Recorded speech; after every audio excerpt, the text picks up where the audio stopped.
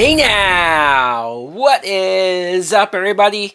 My name is Mike Brown, aka Review King MB, and this is my first review of 2023. And honestly, when it comes to first films of the year, the first movie in January, it's always almost usually a horror film. And they've all pretty much sucked. I'm talking about movies like that Grudge reboot or Texas Chainsaw 3D, or I remember there was this random horror movie called The Apparition. What a piece of shit that was. So I didn't know what to expect coming into this film, but I just got done seeing M3GAN.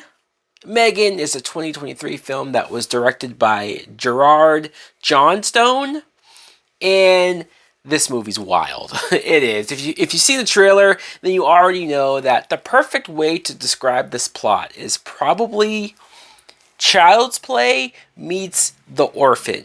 Although more of the Child's Play remake that came out a couple years ago as opposed to the original, because this is an AI doll. And I feel like, as over the top or as far fetched as this idea might seem, and it does, there's a small part of me that feels like one day we are going to get some goddamn AI dolls or AI toys. Hell, Alexa's not too far off from what the overall bare bones of this idea is, where Allison Williams plays Gemma. She is running this part of the department that's trying to come up with the next toy, the next innovation, the next big thing. And meanwhile, at the same time, her niece just went through a tragedy, and so she's having to take care of her niece. The niece isn't doing too well. So perfect situation, right? Let's use my new invention, this doll that will cater to your needs and your emotions and protect you. And this doll, of course, takes her job of protecting this little girl way too serious. And let me just first start off by saying Allison Williams, who plays Gemma, I can't help but when I see her remember her in Get Out. And so I'm constantly like, right off the bat, I'm like, okay, something's off about her. She's probably a bad person. She's probably a villain.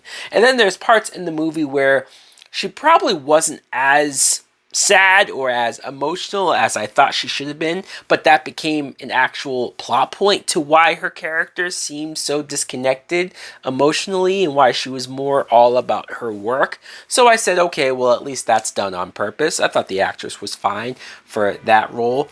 But the best actor I want to give to in this film is Katie, the little girl played by Violet McGraw.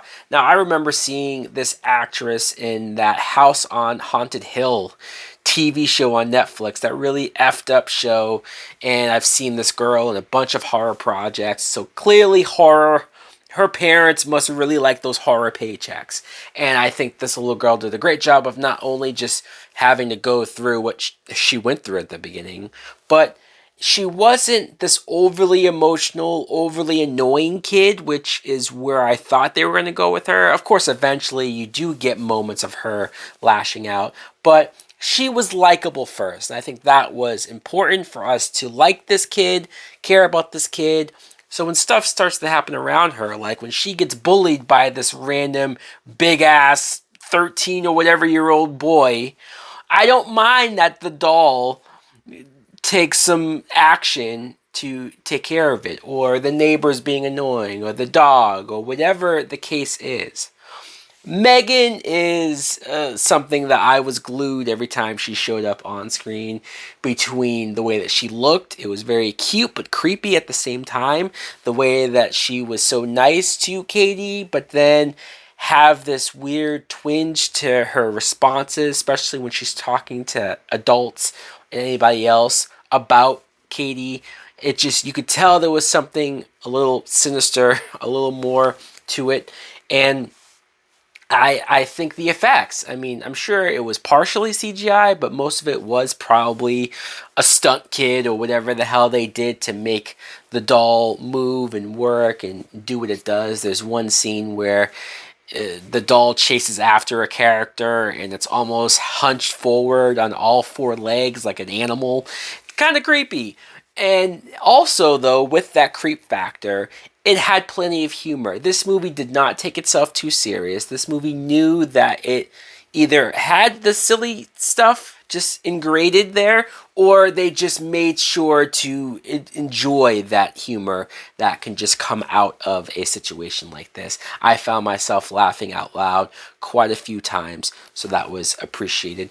Also, this is PG-13, and when I first heard that it was PG-13 before going in to see it, I was a little worried that it would be too sanitized or too bland, but honestly, it didn't need to be R. It didn't need to go gory or any more than that, because they were able to do a decent amount. They were able to have enough kills or imply enough violence to where I was like, all right, yeah, this doll is causing some serious chaos.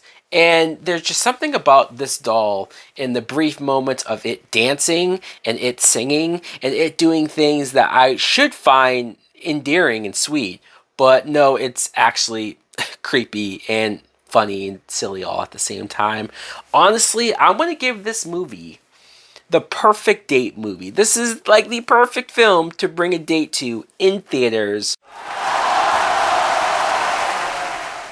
So guys, let me know in the comments below if you have any interest in seeing M3GAN. I don't know why the E is spelled with a 3. Because what if they make sequels and then you get to the third movie and then like, whoa, what now? You should have saved that for the third film. Let me know if you saw it, what you thought of it. Thanks for watching. Like, comment, subscribe. Later.